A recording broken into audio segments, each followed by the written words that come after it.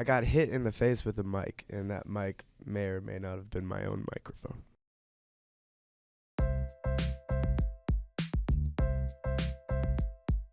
We have differences in terms of, different opinions in terms of creative stuff all the time.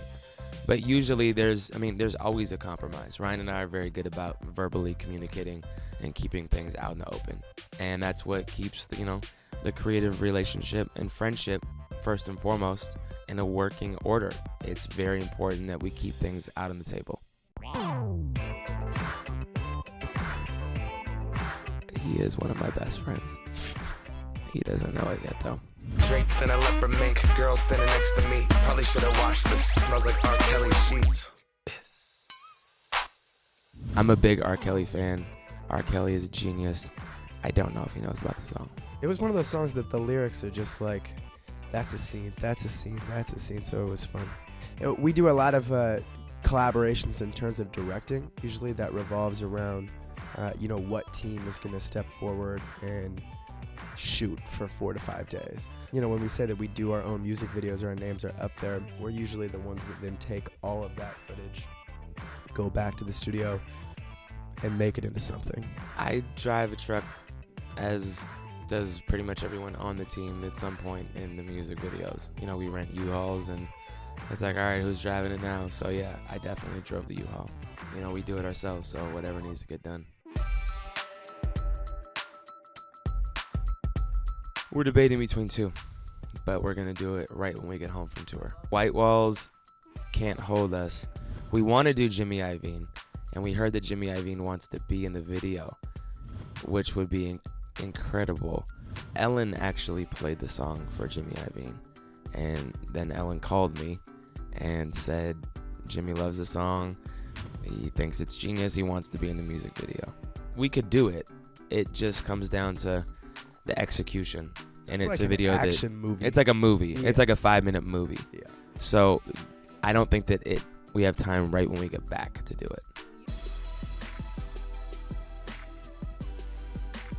I got off the road last December with Ryan, and I was in a place of just kind of feeling unbalanced, and I just kind of wanted to escape my own thoughts and get out of my head. And I had a cough, and me saying to myself, I'm just gonna take the prescribed amount, which is a teaspoon or something, turned into me taking half the bottle the first night.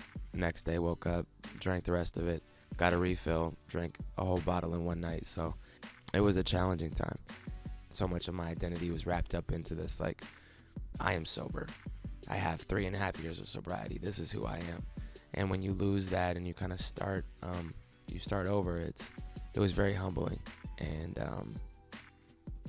the only thing I needed to do was write the song.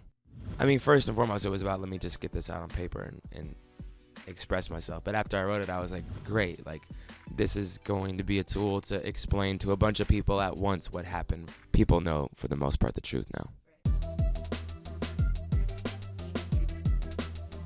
Take Thin Line with Buffalo Madonna. That's a longtime friend of Ben's. It's an artist that, doesn't necessarily have a national identity, but we've loved personally as a musician for the last, 4 to 5 years. So that was a no-brainer.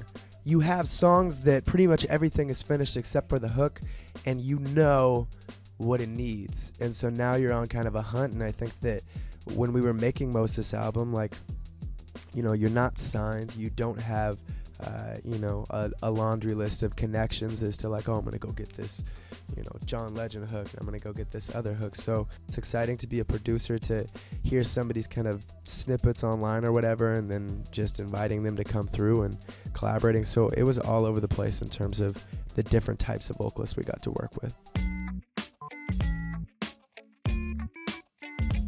I am very excited that Referendum 74 passed, which, for those that aren't familiar with it, it legalizes same-sex marriage in Washington. And when everyone else is more comfortable remaining voiceless rather than fighting for humans that have had their rights stolen. I might not be the same, but that's not important. No freedom till we're equal. Damn right I support it. It's a step forward in terms of humanity and equality. It is exciting to see society progress. In terms of Washington, yes, I do think that the song had something to do with it. It became a record that really resonated with people on a personal, emotional level. And I think that when that happens, that has the potential to inspire change. So I don't want to take too much credit or too little credit, but I think that it did have something to do with it.